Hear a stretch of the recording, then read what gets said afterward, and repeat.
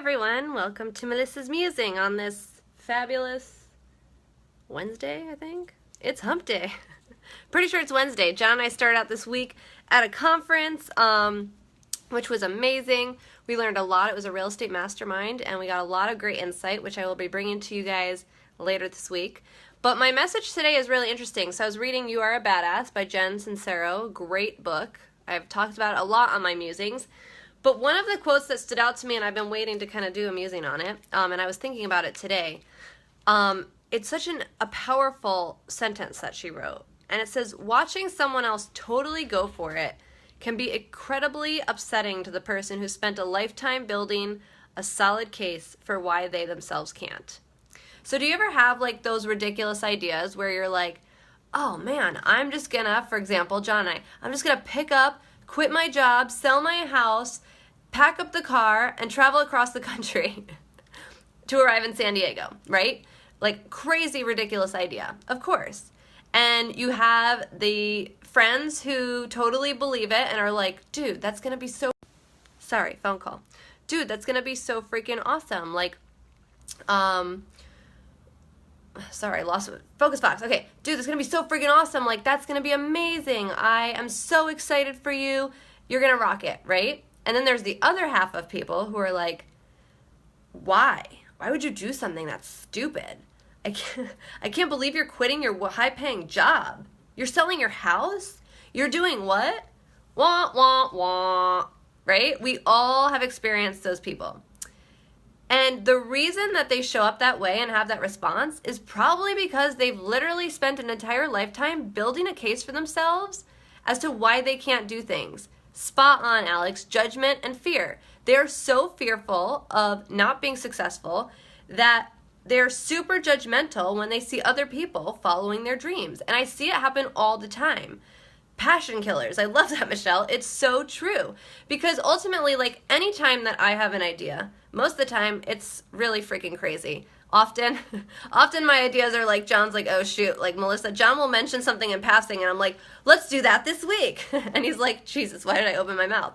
However, whenever I have an idea, it is very common for a good majority of the people around me to be like, whoa, that'll be so awesome. Like, you should definitely try it. If anything, you'll fail and go down in a blaze of glory.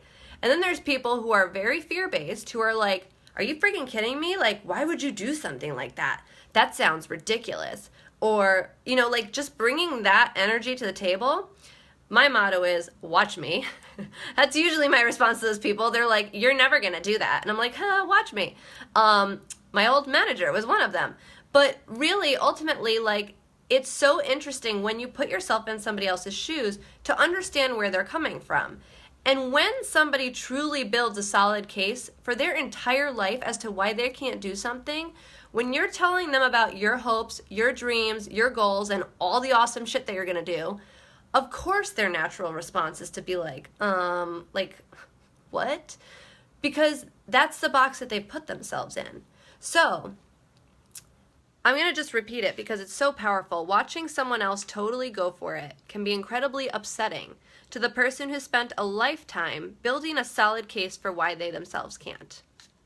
And so, those of you who are empowered, who are doing awesome things, I encourage you to have an understanding for those people, because I honestly, when I get that response, it gives me compassion for them. I feel for them. I'm like, oh man, how can we break you out of that shit?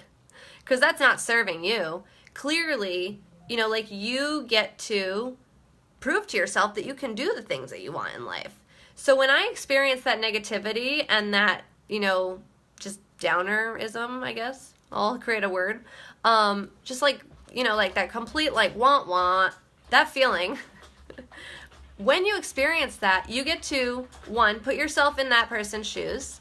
Maybe they are just totally stuck in their limiting beliefs. But two, you get to, you know, not let that hold you back. You get to totally create the life that you want to live and be the example. So, you know, when somebody's like, you're not going to do that. Well, and if you're like, yes, I am, watch me, you get to prove to them that anything is possible. So that if you ultimately have that goal and you want to do things and you want to achieve whatever it is that, you know, is lighting you up, You get to prove to that person that truly anything is possible and start to break down that case that they've built for themselves that's clearly not serving them. So as you guys are navigating and creating awesome, large, humongous, fabulous goals, be aware that you are going to have the people who are the downers, who have spent a really long time in a totally fear-based place, and that's now dictating their thought process. They're going through their filing cabinet full of shit to then pull out something like, dude, like maybe they had the same aspiration when they were 20 and now they're 60 and they feel like it's totally lost and foregone and like they can't have that anymore. You get to prove them wrong and you get to show them a different way from a place of kindness. So that's my message to you guys today. I love you. Thank you for all these amazing hearts and love. I love you guys. I'm so happy to see you out there. It was Boots' birthday 2 days ago, and he's 10, and I'm so happy and sad about it at the same time. Maybe I'll do a musing on that this week. But I love you guys, and I am so happy for your constant support and watching me, and really the support that I feel from my sphere. You know, like I have been able to eliminate a lot of that downerism energy. I'm just going to roll with the downerism. That downer energy and that downer vibe, honestly, I've had to eliminate some people who used to be my friends because they were continually dragging me down. Be really conscious of your energy, but be kind to those people too. You don't need to be rude and nasty and be like, well, screw you, like I'm going to do it anyways. You can be like, oh, I'm so sorry you feel that way. Like I am going to accomplish this, and I would encourage you to follow the journey so that you can see firsthand that it's possible, or something like that. So I love you guys. Hope you're having a fabulous Wednesday. Love you guys.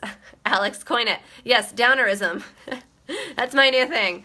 To avoid the downerism at all costs, you guys. I love you. Talk to you soon.